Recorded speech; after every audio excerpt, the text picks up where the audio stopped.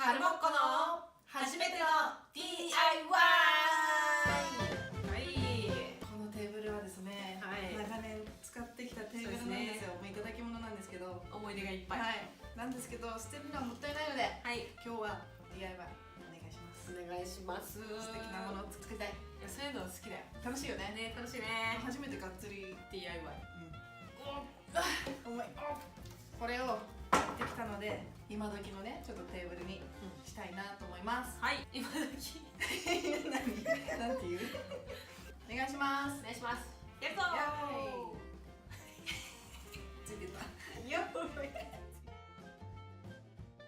するか。なんかタオルが必要なんだよね。タオル？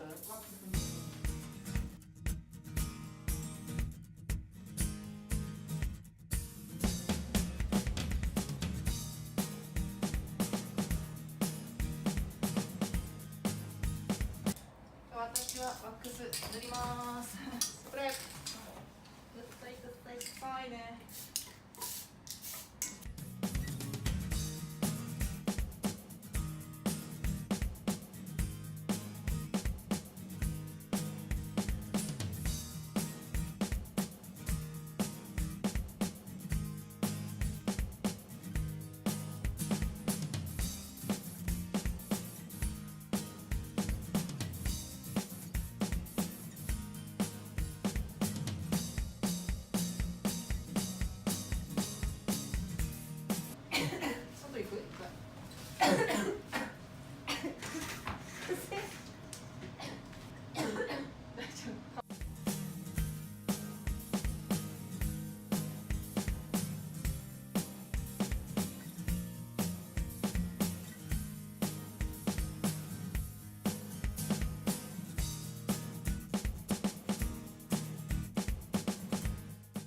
完成です。乾燥させます。あとは組み立てです。できました。これだけでもなんか全然違うからね。すごいね。すごいよ。黒いいね。いいね。焼きもいいよ。でこれじゃあ、はい、くっつけます。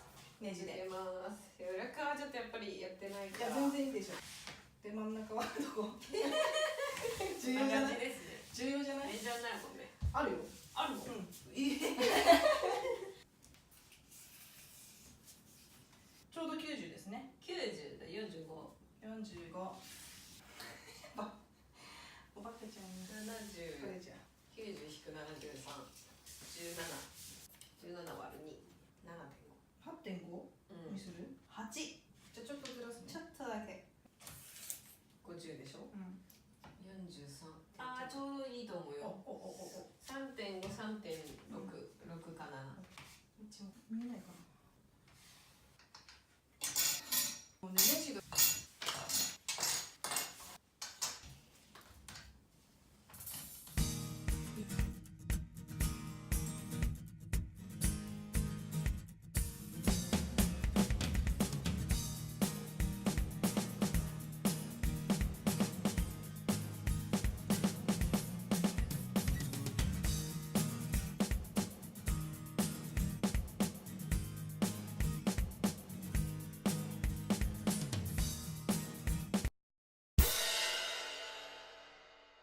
できました